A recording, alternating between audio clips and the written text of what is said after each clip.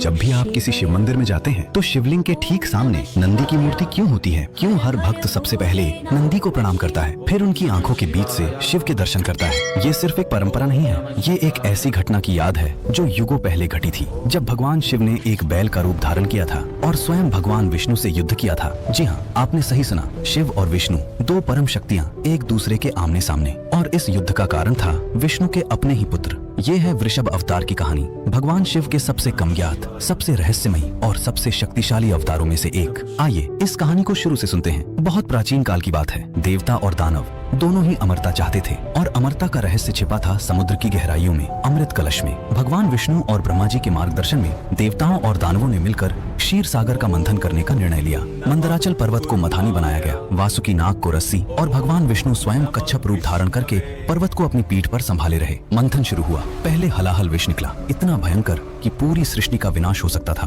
भगवान शिव ने उसे पी लिया और अपने कंठ में धारण कर लिया, जिससे उनका गला नीला पड़ गया और वे नीलकंठ कहलाए। फिर निकले 14 रत्न, लक्ष्मी, कामधेनु, ऐरावत हाथी, उच्चैश्रवा घोड़ा, कौस्तुभ मणि और अंत में अमृत कलश। लेकिन जैसे ही अमृत कलश प्रकट हुआ, देवता और दानव दोनों उसे छीनने के लिए टूट पड़े। दानवों ने बलपूर्वक कलश अपने कब्जे में ले लिया और भागने लगे। तब भगवान विष्णु ने कुछ ऐसा किया जो किसी ने सोचा भी नहीं था। भगवान विष्णु जानते थे कि दानवों को रोकने के लिए युद्ध काम नहीं आएगा। उन्होंने अपनी माया से कुछ अत्यंत रूपवान अप्सराओं का सृजन किया। ये अप्सराएं भगवान शिव की भक्त थीं और उनका काम था दानवों का ध्यान भटकाना। जब दानवों ने इन मनमोहक अप्सराओं को देखा तो वे अमृत कलश भूलकर उनके पीछे भागने लगे। इस बीच भगवान विष्णु ने मोहिनी रूप धारण किया और चालाकी से देवताओं को अमृत पिला दिया। दानवों को केवल छलावा मिला। जब दानवों को इस छल का पता चला तो वे अत्यंत क्रोधित हो गए। उन्होंने उन अप्सराओं को बलपूर्वक पकड़ लिया और पाताल लोक की अंधेरी गुफाओं में बंदी बना लिया। दानवों ने देवताओं पर फिर से आक्रमण कर दिया, लेकिन इस बार देवता अमृत पान कर चुके थे और अमर हो चुके थे।